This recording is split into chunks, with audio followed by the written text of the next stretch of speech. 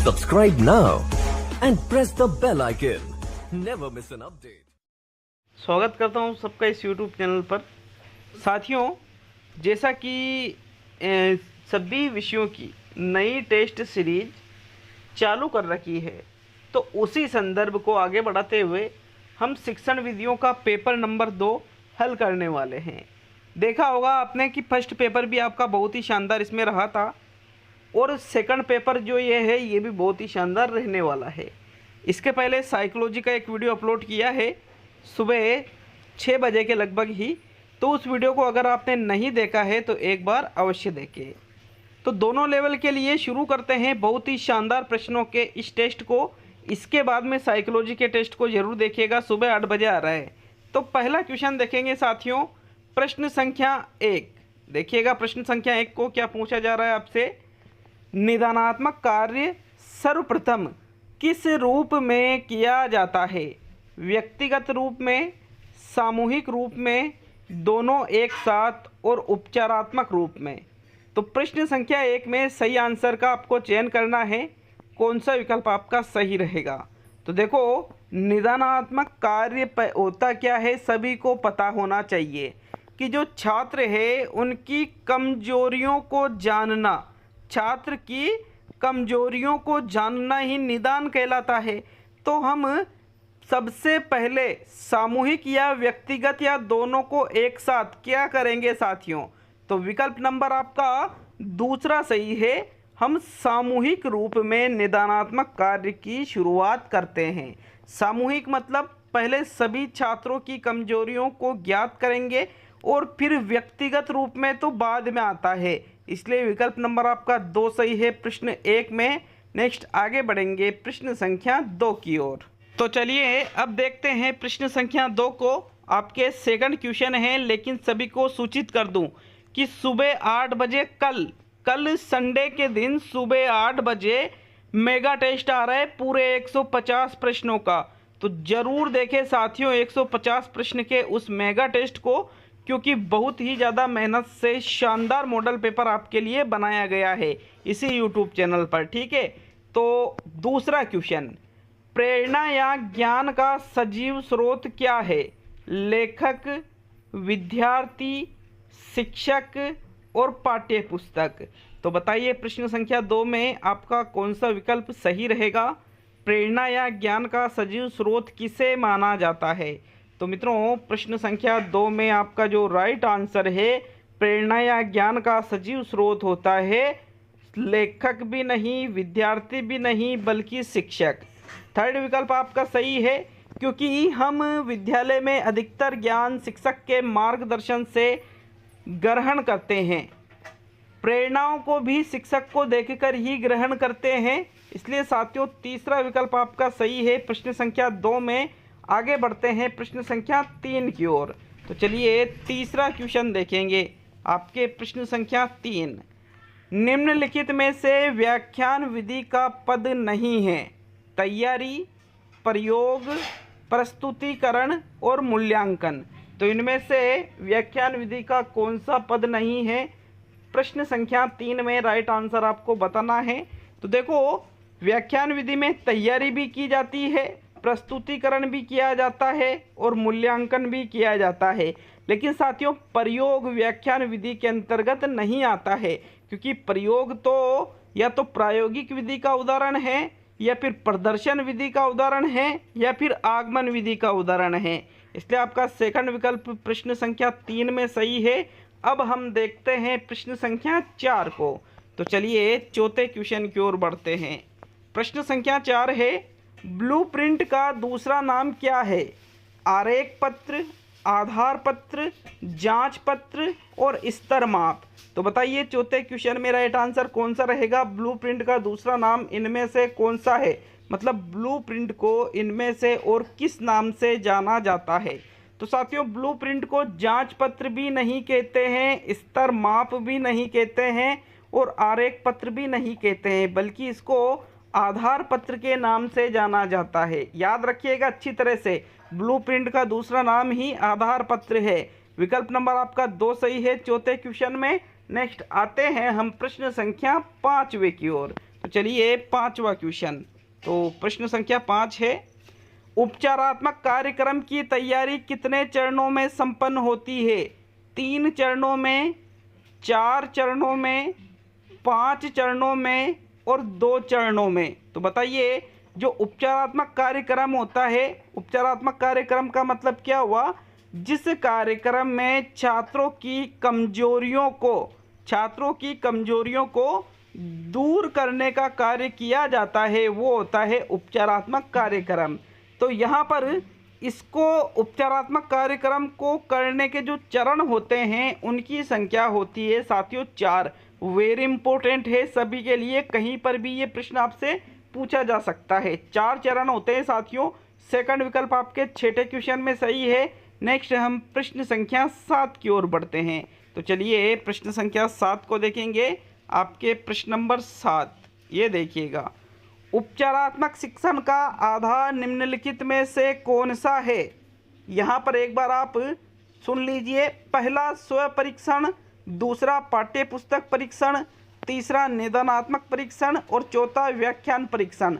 अब यहाँ पर ये जो 4 बिंदु है, अभी ये विकल्प नहीं है, विकल्प तो अब देखना आप। पहला विकल्प है 2 व 3 सही है, दूसरा विकल्प है 3 व 4 सही है, तीसरा विकल्प है केवल 3 सही है और चौथा विकल्प है 2, 3 व 4 सही है। तो बताइए इनमें से उपचारात्मक शिक्षण का आधार निम्न किसको माना जाता है? 7वें क्वेश्चन में राइट आंसर बता दीजिए साथियों। तो देखो बहुत ही शानदार प्रश्न है।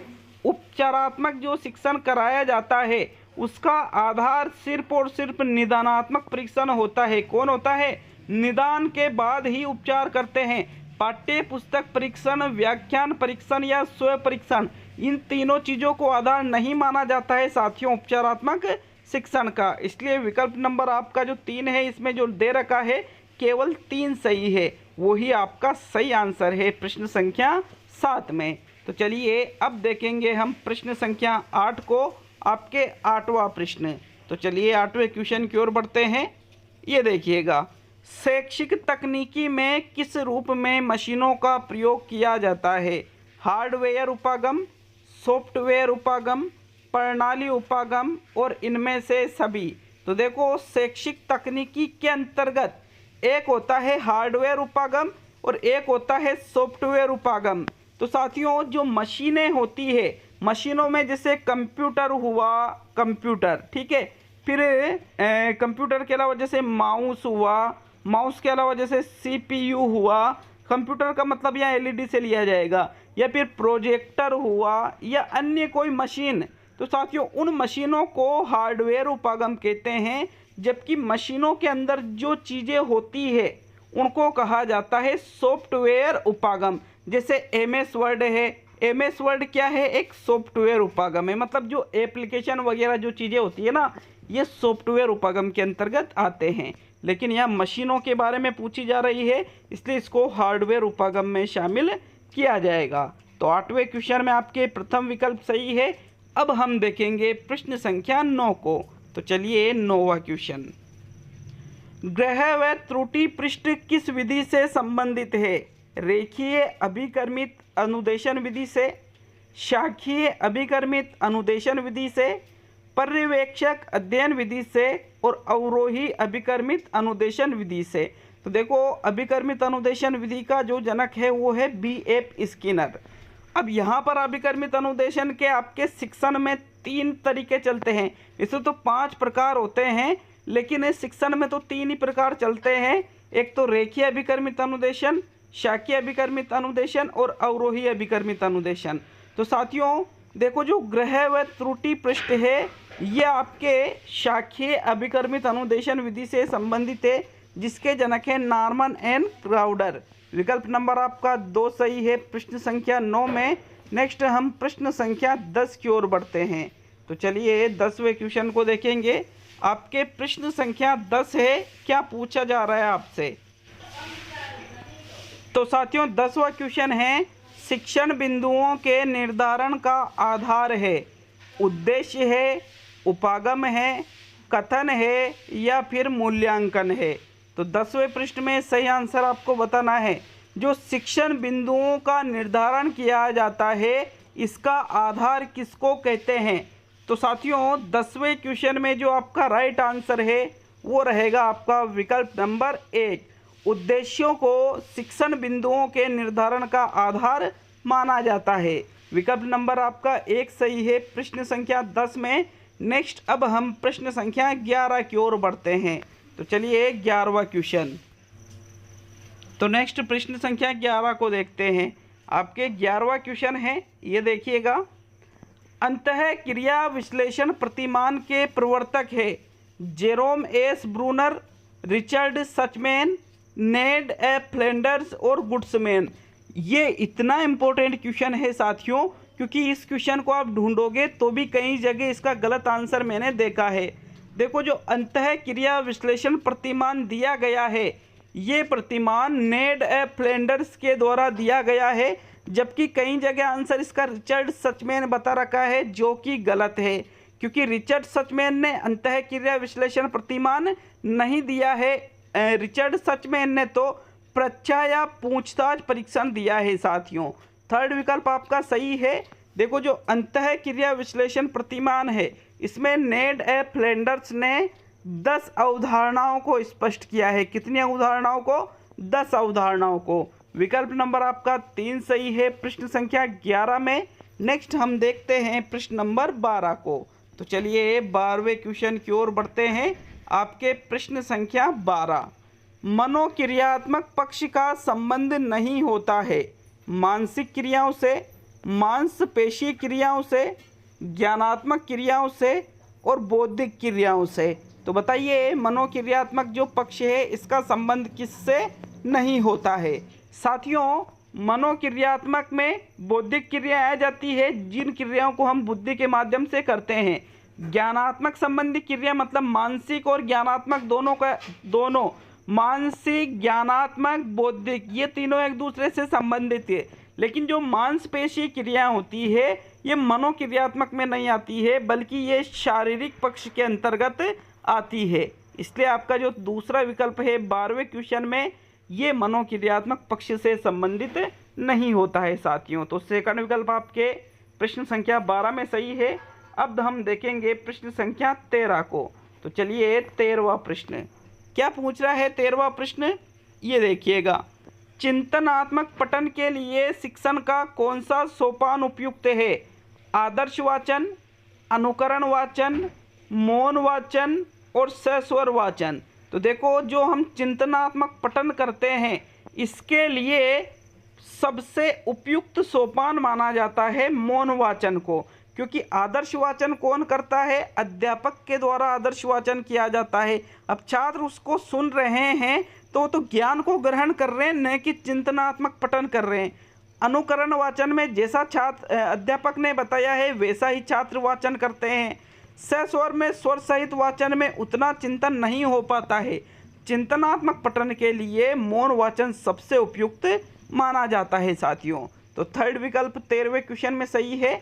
नेक्स्ट हम प्रश्न संख्या 14 की ओर बढ़ेंगे। तो चलिए 14वां क्वेश्चन। लेकिन साथियों 3 क्वेश्चन यहाँ पर मैंने संस्कृत की शिक्षण विधियों को भी सम्मिलित किया है। तो यहाँ पर जिनके संस्कृत नहीं है उनको भी ये 3 क्वेश्चन देखना है, क्योंकि ये 3 क्वेश्चनों का अनुवाद मैं हिंदी में कर दूंगा तो वो हिंदी की शिक्षण विधियाँ हो जाएगी, हिंदी में हो जाएगी, अदर सब्जेक्ट में भी वो चीज़ें काम आएगी। इसलिए संस्कृत के जो 3 प्रश्न हैं इसमें उनको भी जरूर देखिएगा। तो प्रश्न संख्या 14 है, निम्नलिखित में से अध्यापन कौशल में सम्मिलित नहीं है? लेखन कौशल, प्रश्न कौशल, पाठोस्थापना कौशल और श्यामपट्ट कौशल। तो देखो, अध्यापन कौशल जो हमें सिखाए गए थे उसमें हमने श्यामपट्ट कौशल को सीखा था।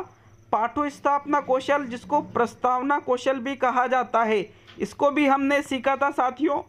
प्रश्न करने के कौशलों को भी हमने सीखा था, लेकिन लेखन कौशल जैसी कोई भी चीज़ नहीं सिखाई गई थी। इसलिए अध्यापन कौशल के अंतर्गत लेखन कौशल नहीं आता है। विकल्प नंबर आपका 1 सही है 14वें क्वेश्चन में। अब हम प्रश्न संख्या 15 को देखते हैं। तो चलिए 15वां क्वेश्चन ये देखिएगा। आगमन पद्धतिया है प्रवर्तक है अस्ति, अर्थात आगमन पद्धति के प्रवर्तक है पतंजलि महोदय, वरदराज महोदय, कात्यायन महोदय, भट्टोजी दीक्षित महोदय। मतलब यहाँ पर आगमन पद्धति इनमें से किसके द्वारा दी गई है? तो साथियों आगमन पद्धति यहाँ पर संस्कृत भाषा के अंतर्गत पतंजलि महोदय के द्वारा दी गई है। किसके द्वारा? पतंजलि महोदय के द्वारा। विकल्प नंबर आपका 1 सही है प्रश्न संख्या 15 में। नेक्स्ट हम प्रश्न संख्या 16 की ओर बढ़ते हैं। 16वां क्वेश्चन सभी के लिए कॉमन क्वेश्चन है। देखिएगा 16वें क्वेश्चन को थोड़ा समझिएगा। सर्व सुलभा सहायक सामग्री वर्तते, फ्लालेन बोर्ड, श्वेत वर्तिका पट्ट, दूरदर्शन है, आकाशवाणी। अर्थात सर्व सुलभा सहायक सामग्री वर्तते, सबसे सुलभ सहायक सामग्री कौन सी है? फ्लेनल बोर्ड है, श्वेत वर्तिका पट्ट मतलब श्याम पट्ट है, दूरदर्शन है या आकाशवाणी है। तो साथियों सबसे सुलभ मतलब जो बड़ी ही आसानी से उपलब्ध हो जाए उस सामग्री को हम कहते हैं श्वेत वर्तिका पट्ट या फिर श्याम पट्ट, क्योंकि श्याम पट्ट हमें हर जगह पर, ठीक है, श्याम पट्ट या श्वेत वर्तिका मतलब श्याम पट्ट की जगह श्वेत पट्ट भी आप इसको कह सकते हो। तो साथियों श्वेत वर्तिका पट्ट हमें कहीं पर भी मिल जाता है आसानी से, ठीक है। बाकी फ्लेनल बोर्ड हर जगह नहीं ढूंढ पाते हो। दूरदर्शन, आकाशवाणी क्या ये हर स्कूल में उपलब्ध होते हैं? ये चीज़ें नहीं होती है। तो सेकंड विकल्प आपके 16वें क्वेश्चन में सही है। अब हम देखेंगे प्रश्न संख्या 17 को।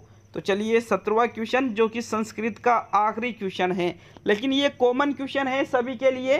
शिक्षणम कथम भवेत, कठिनात सरलम, सरलात कठिनम, तर्कात मनोविज्ञानम, संश्लेषणात विश्लेषणम। अर्थात शिक्षण होता है कठिन से सरल की ओर, सरल से कठिन की ओर, तर्क से मनोविज्ञान की ओर, संश्लेषण से विश्लेषण की ओर। तो बताइए शिक्षण किस शिक्षण सूत्र पर आधारित होता है? तो साथियों 17वें क्वेश्चन में राइट आंसर है शिक्षणम सरलात कठिनम, अर्थात शिक्षण सरल से कठिन की ओर बढ़ता है। सेकंड विकल्प आपके प्रश्न संख्या 17 में सही है। नेक्स्ट हम प्रश्न नंबर 18 को देखते हैं। तो चलिए 18वां क्वेश्चन क्या पूछ रहा है देख लेते हैं। भारत में सर्वप्रथम किस आयोग ने सहायक सामग्रियों के प्रयोग पर जोर अपने प्रतिवेदन में दिया था? मेकाले आयोग, कोठारी आयोग, 1 व 2 और मुदालियर आयोग। तो बताइए 18वें क्वेश्चन में देखो मुदालियर आयोग का गठन 1952-53 में ही हो गया था, जिसको हम माध्यमिक शिक्षा बोर्ड आयोग कहते हैं, माध्यमिक शिक्षा बोर्ड आयोग। तो साथियों इसने सबसे पहले सहायक सामग्रियों के प्रयोग पर अपने प्रतिवेदन में जोर नहीं दिया था, बल्कि जो कोठारी शिक्षा आयोग था जिसकी स्थापना सन 1964-66 में की गई थी, इसके द्वारा ही सबसे पहले सहायक सामग्रियों के प्रयोग पर अपने प्रतिवेदन में जोर दिया था। तो विकल्प नंबर आपका 2 सही है 18वें क्वेश्चन में। नेक्स्ट 19वां क्वेश्चन जो कि आपका सेकंड लास्ट क्वेश्चन है। वीडियो के लास्ट में आप कमेंट करके जरूर जाइएगा कि कितने क्वेश्चन आपने सही किए। यहाँ पर आपका सेकंड विकल्प सही है कोठारी आयोग वाला। तो 19वां प्रश्न, सामाजिक अध्ययन में मूल्यांकन का प्रमुख प्रयोजन है कक्षा परीक्षण में सुधार करना, विद्यार्थियों के कार्य निष्पादन को प्रमाणित करना, कक्षा शिक्षण में सुधार व कार्य निष्पादन को प्रमाणित करना और परीक्षा पद्धति व पाठ्यक्रम में सुधार करना। तो 19वें क्वेश्चन में बताइए सामाजिक अध्ययन में मूल्यांकन का मुख्य उद्देश्य क्या होता है? साथियों मुख्य उद्देश्य क्या क्या होता है? बिल्कुल कक्षा परीक्षण में सुधार करना होता है, विद्यार्थियों का जो कार्य है, जो कार्य निष्पादन है, इसको प्रमाणित करना होता है। लेकिन ये जो तीसरा विकल्प है इसमें दोनों विकल्पों को शामिल कर लिया इन्होंने कि भाई कक्षा शिक्षण में भी सुधार करना और कार्य निष्पादन को भी प्रमाणित करना, इसलिए आपका थर्ड विकल्प प्रश्न संख्या 19 में सही है। तो अब आज का अंतिम और 20वां क्वेश्चन। लेकिन वीडियो अच्छा लगे तो एक लाइक जरूर करें और चैनल पर नए हो तो चैनल को सब्सक्राइब जरूर कर दें। साथियों देखिए कल सुबह 8 बजे मेगा टेस्ट है, तो आप सभी उसको जरूर अटेंड करें। एक सप्ताह लग जाता है साथियों मेगा टेस्ट को बनाने में। तो आज का अंतिम और 20वां क्वेश्चन, किसी भी प्रश्न पर डाउट हो तो उसके लिए कमेंट करें, आपको रिप्लाई मिलेगा 100%। तो देखो 20वां और अंतिम क्वेश्चन है, पाठ योजना का निर्माण किस सूत्र के आधार पर किया जाता है? अंश से पूर्ण की ओर, पूर्ण से अंश की ओर, कठिन से सरल की ओर और उपयुक्त सभी। तो जो हम पाठ योजना बनाते हैं, चाहे वो दैनिक पाठ योजना हो, चाहे वो इकाई पाठ योजना हो, चाहे वो मासिक पाठ योजना हो, या फिर वो चाहे वार्षिक पाठ योजना हो, साथियों ये जितने भी प्रकार की पाठ योजनाएं हम बनाते हैं ये पूर्ण से अंश की ओर जो शिक्षण सूत्र होता है उस पर आधारित होती है। तो सेकंड विकल्प आपके 20वें क्वेश्चन में सही है। ये आज का टेस्ट पूरा हुआ साथियों, बहुत बहुत धन्यवाद सभी का। कल तैयार रहना 8 बजे मेगा टेस्ट के लिए। तो मिलते हैं अब कल मेगा टेस्ट में, बहुत बहुत धन्यवाद।